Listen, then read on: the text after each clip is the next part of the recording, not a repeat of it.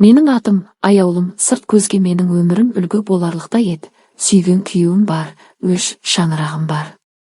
Данияр екеуміз бірнеше жыл бұрын үйлендік. Ол мейірімді, еңбекқор, отбасы үшін жанын беретін адам. Бірақ жүріп кейде ақылды тыңдамайды екен. Бәрі Даниярдың ағасы Асқардан басталды. Ол бізге жиі келетін, тіпті кейде бірнеше күнге қонып қалатын. Әзіл қалжыңы жарасқан, жан-жағына жарық шашып жүретін. Даниярға қарағанда сөзшең, көңілді болатын. Оның келгенін жасырын күтіп жүретінімді бір күні ғана түсіндім. Алғашында бұл сезімнен қорықтым. Бұл дұрыс емес, ол қайнағам ғой деп өзімді тежегім келді. Бірақ Асқар кейде менің көзіме ұзақ қарайтын. Ол көзқарастың артында айтылмаған сыр бар еді. Қайнағамның көзінен әлдеқандай отты сезетімін. Бір күні кешкісін Данияр жұмыстан кешігіп қалды. Асқар екеуміз дастархан басында әңгімелесіп отырдық. Әңгімеміз бірде күлкіге, бірде ойға жетелеп әкетті. Ол мені ерекше ықыласпен тыңдайтын. Көзімнің ішіне қараған сайын жүрегім дүрсілдеп, қолым дірілдейтін болды. Асқар кенеттен менің қолымды ұстап қалды. Тоқ соққандай болдым. Қарсы шығуым керек еді, бірақ үнсіз отырдым. Оның қолы жылы, сенімді еді. Сол сәтте мен алғаш рет өзімді Даниярдың емес, Асқардың жанында әлсіз сезіндім. Сол кештен бастап бәрі өзгерді. Менің ойымнан Асқар кетпей қойды. Күйеуім үйде жүргенде де, жұмысқа кеткенде де, тіпті түнде қасында жатқанымда да менің ойым басқа жаққа ауып кете беретін.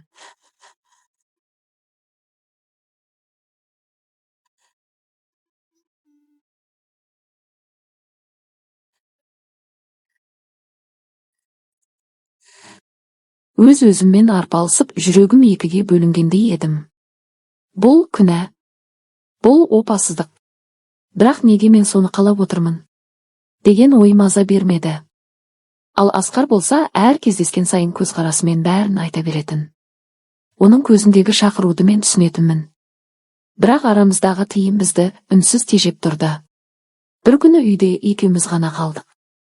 Үйде жалғыз қалған сәтім алғаш рет соншалық қауіпті әрі тәтті болды. Данияр сапарға кеткен, үйде Асқар екеуміз ғана едік. Үйдің іші тыныш, әдеттегідей теледидар қосулы, бірақ ешкімнің ойын ондағы бағдарлама қызықтырмайтын. Асқар ас үйде кофе қайнатып жүрді.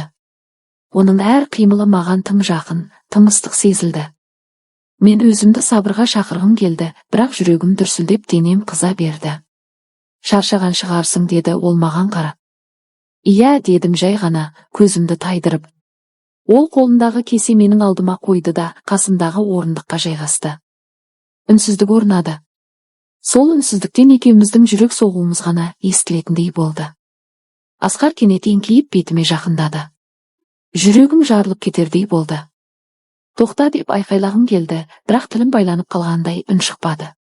Оның алақаны бетімді сипағанда бүкіл денем қалш етіп әлсіздігімді сездім. Ол мені құшағына басты. Кеудесіне басым тигенде жүрек дүрсілі құлағыма жетті. Біз ұзақ үнсіз тұрдық. Сол үнсіздіктің ішінде қанша күнгі жасырын құмарлық пен шыдамсыздық сыйып тұрды. Асқар ақырын ерінімді іздеп тапты. Сол сәтте уақыт тоқтағандай болды. Бүкіл әлем жоғалып, тек екеуміз ғана қалғандай. Менің қолым еріксіз оның иығына оралды. Одан әрі қарсыласудың мәні қалмағанын сездім. Құмарлық бәрін жеңді. Біз қонақ бөлмедегі диванға отырдық. Асқардың қолы баяу менің белімді, арқамды сипат. Ол әр қимылында менің әлсіздігімді біліп, соны пайдаланып тұрғандай. Менің ішімде от жанып, тоқтай алмай бара жатқанымды түсіндім. Оның еріндері мойнымды, иығымды кезек сүйіп өтті.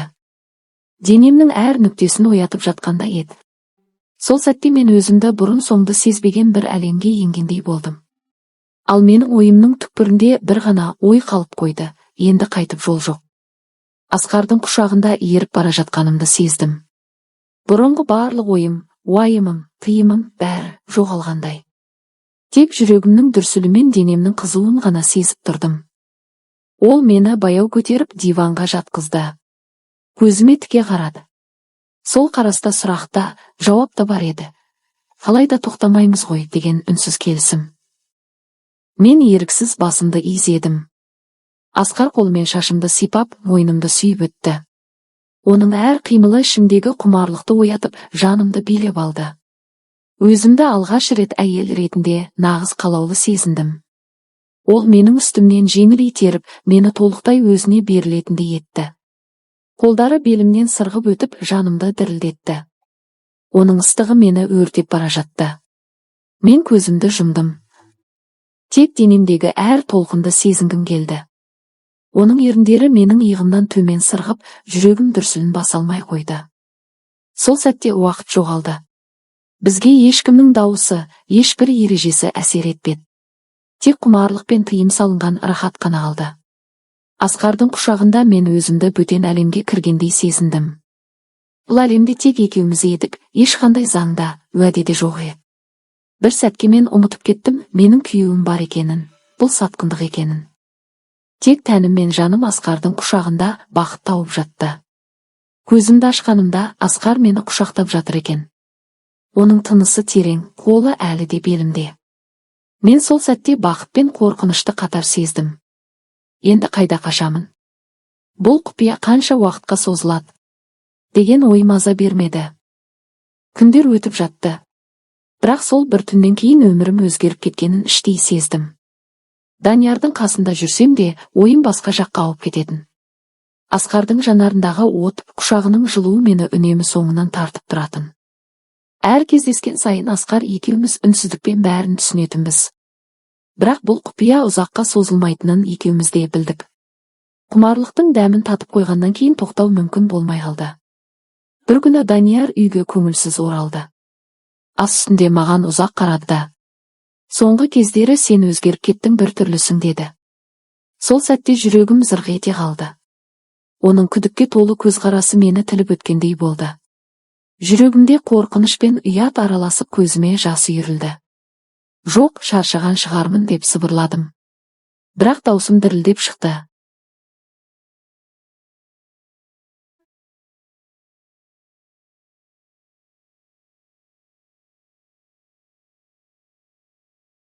Осылайша екі оттың ортасында қалдым. Бір жағында маған сенетін күйеуім, екінші жағында жүрегімді билеп алған қайынағам. Күн сайын өзімді жеп бітіретін арпалыс басталды. Асқар екеуміз қайта-қайта құпия кездесулерді жалғастыра бердік. Әр құшағымыз тыйым салынған, бірақ тәтті. Әр сәт, әрі қуаныш, әрі азап. Бірақ бір күні бізді Данияр күтпеген жерден көріп қалды. Ол есіктің алдында үнсіз тұрды. Көзінде ашудан гөрі қайғы басым еді. Сол сәт менің жүрегім тоқтап қалғандай болды. Асқар орнынан тұрып бірдеңе айтқысы келді.